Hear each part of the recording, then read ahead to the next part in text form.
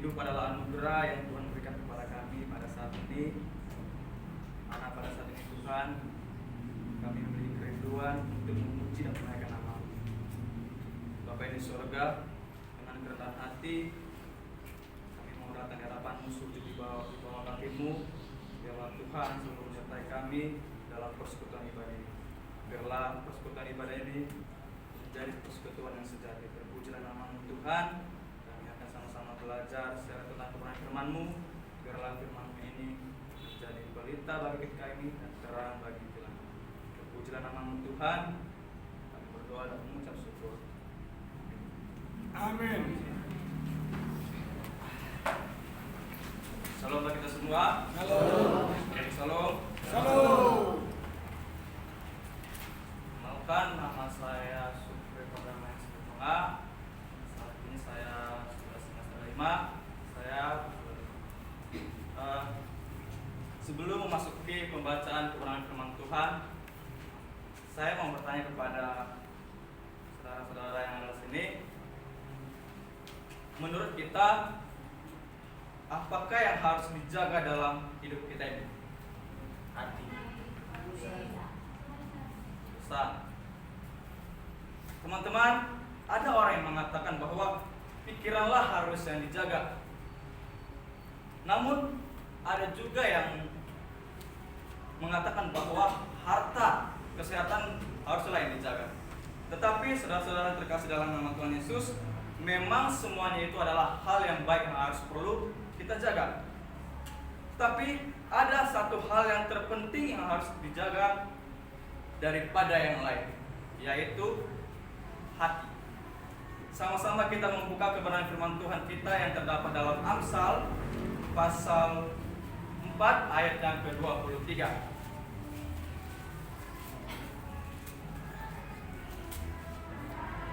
Amsal pasal 4 ayat yang ke-23. Yang sudah dapat katakan amin. Amin. Karena ayat ini berhubung satu ayat saja, saya undang untuk semuanya untuk bangkit berdiri, kita sama-sama membacakannya. Amsal pasal 4 ayat yang ke-23. 1, 2, 3 ya. Jagalah hatimu dengan segala kewaspadaan, karena dari situlah terpancar kehidupan.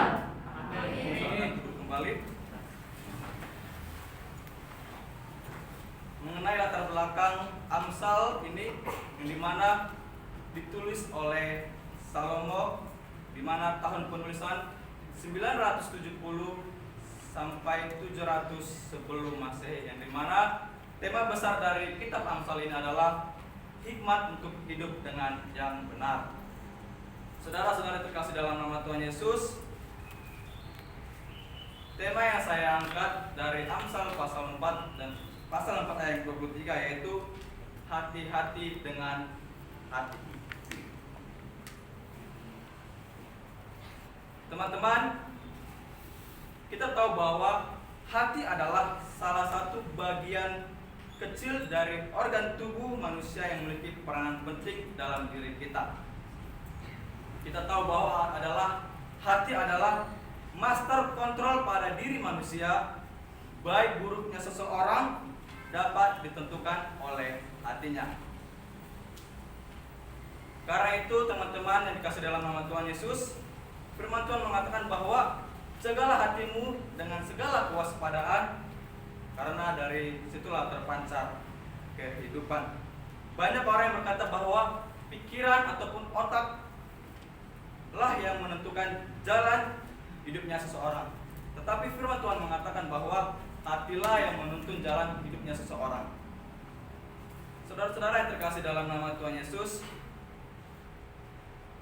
ada beberapa contoh tokoh Alkitab yang dimana mengalami dampak negatif ketika dia menjaga hatinya. Yang pertama adalah Hawa. Kita tahu bahwa Hawa yang dimana memakan buah pohon yang telah dilarang Tuhan. Kenapa dia memakan buah pohon yang dilarang Tuhan? Karena hatinya tertarik pada buah pohon itu. Kemudian tokoh selanjutnya adalah Kain, yang dimana Kain hatinya panas sehingga ia membunuh adiknya yaitu Habel.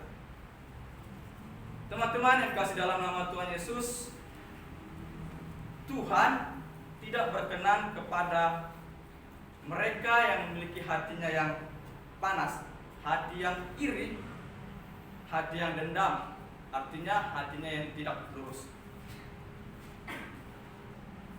Kita tahu bahwa orang yang hatinya tidak lurus akan kehilangan berkat, dan kesempatan dari Tuhan. Tapi sebaliknya teman-teman, orang yang hatinya lurus pasti akan dikasih Tuhan. Amin. Amin. Tuhan memberikan kasih karunia-Nya kepada orang-orang yang berhati lurus. Di mana kita tahu bahwa Saul ditolak Tuhan dan Daud dipilih Tuhan. Karena kenapa? Karena Tuhan mendapati Daud memiliki hati yang lurus, hati yang baik. Tapi firman Tuhan mengatakan Yesaya 26 ayat 7, jejak orang benar adalah lurus, sebab engkau yang merintis jalan lurus baginya. Teman-teman, kembali kepada kita, tema kita hati-hati dengan hati. Mengapa kita harus berhati-hati dengan hati? Karena peran hati sangat penting dalam kehidupan kita. Segala sesuatu dimulai dengan hati.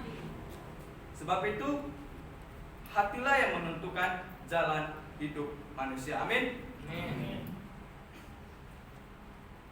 Teman-teman yang terkasih dalam nama Tuhan Yesus, hati manusia sangat gampang berubah. Kadang-kadang bisa menjadi baik, kadang-kadang juga bisa menjadi jahat. Mungkin hari ini dia bisa baik kepada temannya, kepada yang lain-lain, tetapi ketika sudah 3 jam, 4 jam, mungkin hatinya bisa saja berbelok menjadi yang jahat. Tapi ingatlah teman-teman, Tuhan melihat hati, manusia melihat tampilan luarnya.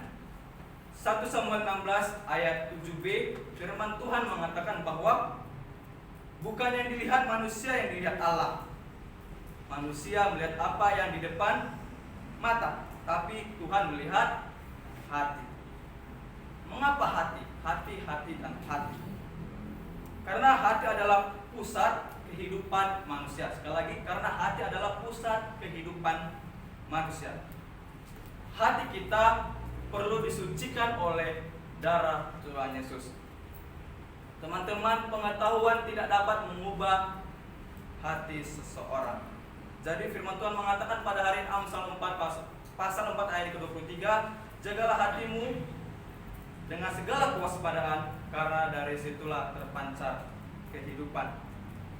Mengapa kita harus berhati-hati dengan hati? Yang pertama adalah karena ada sisi buruk yang harus diwaspadai dari hati. Kita membuka Markus pasal 7 ayat 20 sampai 23.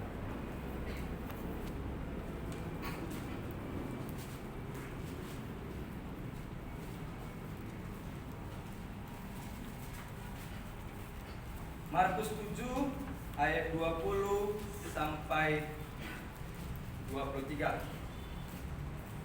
Kita sama-sama membacakannya. Dua ayat.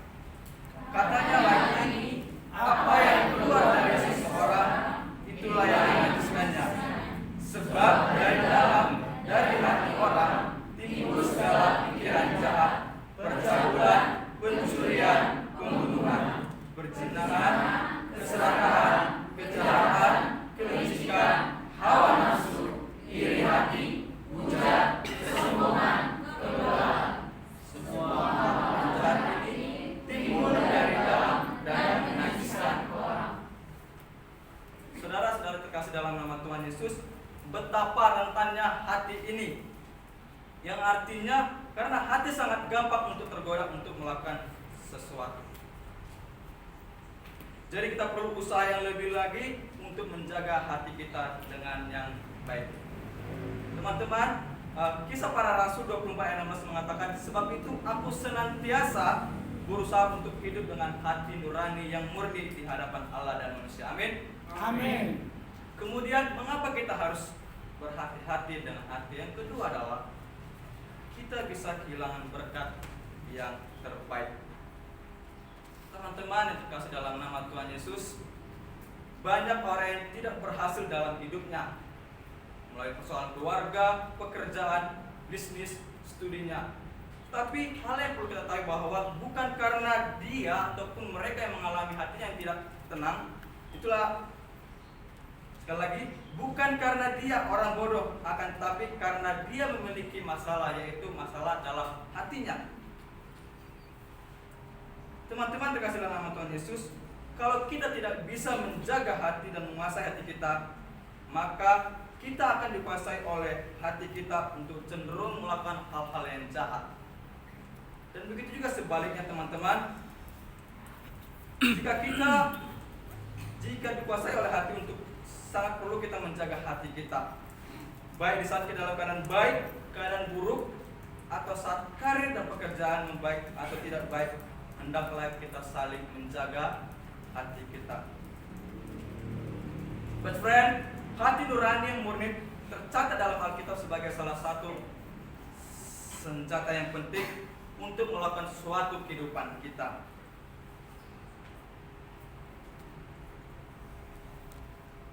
Kemudian selanjutnya kembali kepada tema kita, hati-hati dengan hati. Bagaimana caranya untuk menjaga hati agar tetap kondusif dan memancarkan kehidupan yang positif bagi kehidupan kita? Yang pertama, membawa hati kita kepada Tuhan. Amin. Amin. Teman-teman, saya punya cerita. Ini kalau dibilang yang sudah saya alami, berbicara tentang membawa hati kepada Tuhan. Teman-teman, ketika saya lulus SMA,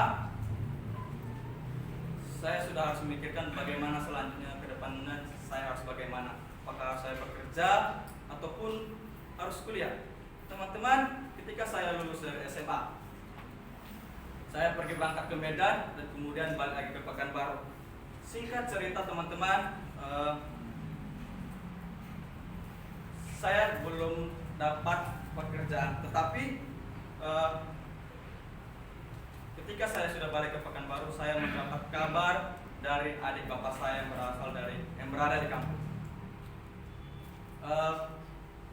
Adik bapak saya mengatakan seperti gini, saya ditelepon, Supri, kamu sudah bekerja?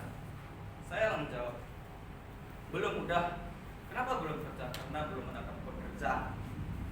Terus adik bapak saya mengatakan, kamu mau menjadi tentara? Terus saya bilang, siap, udah. Itu cita-cita saya dari SMA. Tapi teman-teman, ketika saya mendapatkan kabar baik dari adik bapak saya putuskan untuk pulang ke rumah, memberikan kabar ke orang tua saya. Saya meminta kepada orang tua saya bilang gini, kebetulan orang tua saya lagi di ruang tamu nonton TV. Saya langsung datang, "Ma, Pak, tadi adik bapak telepon dari Lampung. Udah itu bertanya, apakah kamu sudah dapat pekerjaan?" Saya bilang belum.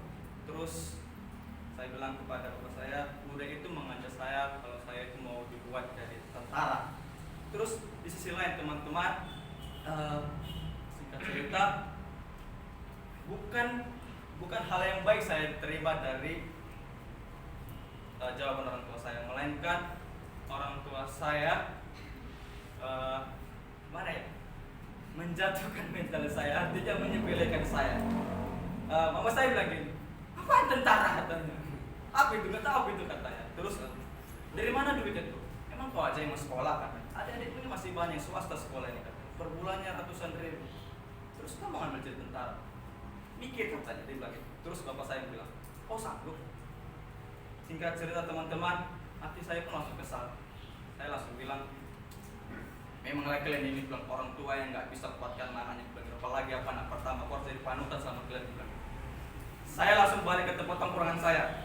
Teman-teman, ketika hati saya tidak kondusif, saya bukan lari kepada Tuhan, melainkan kepada hal-hal yang tidak diperkenankan Tuhan, yaitu seperti kayak minum-minuman, bukan. Teman-teman, kebanyakan pemuda-pemudi zaman sekarang ini ketika hatinya yang tidak kondusif, bukan lari kepada Tuhan, melainkan hal-hal yang tidak berkenan kepada Tuhan. Teman-teman, jadi apa yang harus bisa kita tarik dalam cerita tadi, bahwa ketika kita memiliki masalah hati yang tidak kondusif, hendaklah kita membawa hati kita kepada Tuhan. Melalui apa? Melalui doa. Because Tuhanlah yang menguji hati. Karena Tuhanlah melihat hati kita. Amin. Amin. Kemudian yang kedua adalah bagaimana caranya untuk menjaga hati agar tetap kondusif dan memancarkan kehidupan yang positif bagi hidup kita. Yang kedua adalah belajar kepada firman Tuhan. Sebab firman Tuhan adalah sarana yang paling efektif dan yang dapat mendeteksi hati manusia. Karena itu saudara-saudara terkasih dalam nama Tuhan Yesus, hendaklah kita bacalah firman Tuhan setiap hari. Walaupun hati kita yang mungkin tidak kondusif, punya masalah dari yang lain, tak teman, dari pacar dan segala macam. Poin yang kedua mengatakan belajarlah kepada firman Tuhan. Sebab firman Tuhan adalah sarana yang paling efektif dan yang dapat mendeteksi hati manusia. Kemudian yang ketiga adalah teman-teman, bagaimana caranya untuk menjaga hati kita supaya tetap kondusif. Yang ketiga adalah mau dan siap sedia dibentuk oleh Tuhan. Amin. Amin. Sebab kita tahu bahwa Tuhan adalah ahli dalam memulihkan hati dan menjadikan manusia menjadi sesuatu yang indah dan berharga di matanya. Oleh karena itu, saudara-saudara yang terkasih dalam nama Tuhan Yesus, pastikan hati kita beres di hadapan Tuhan. Supaya apa? Supaya pikiran dan perbuatan kita dan perkataan kita benar di hadapannya. Ketidakberesan dalam hati akan menghalangi sukacita dan damai sejahtera pada diri kita, dan kita akan kehilangan berkat-berkat yang berasal daripada Tuhan. Teman-teman, saya punya ilustrasi yang pernah saya baca di FB. Ilustrasinya seperti ini. Ada sepasang suami istri yang baru pindah ke sebuah kompleks. Suatu pagi saat sudah sarapan, mereka melihat keluar dari jendela kaca mereka, di mana tetangga mereka sedang mencuci pakaian. Tak kalah sang istri pun langsung memberikan komentar kepada pekerjaan tetangganya. Karena mereka berdua suami istri, jadi istrinya ini memberikan komentar kepada suaminya. Ayah, lihatlah, ibu itu mencuci bajunya itu kurang bersih. Sepertinya ibu tadi tidak tahu bagaimana cara mencuci pakaian yang benar dan yang baik. Suami hanya menulis saja, tidak menjawab dan tidak berkata apa-apa. Hanya diam dan tidak memberikan komentar apapun. Sejak hari itu, setiap pagi ketika tetangganya menjemur pakaiannya, selalu saja sang istri memberikan komentar tentang kurang bersihnya tetangga tersebut mencuci pakaian. Seminggu berlalu beriringnya waktu, kemudian teman-teman, sang istri heran melihat pakaian-pakaian tetangga tersebut. Kemudian istrinya mengatakan kepada suaminya, ayah, lihatlah,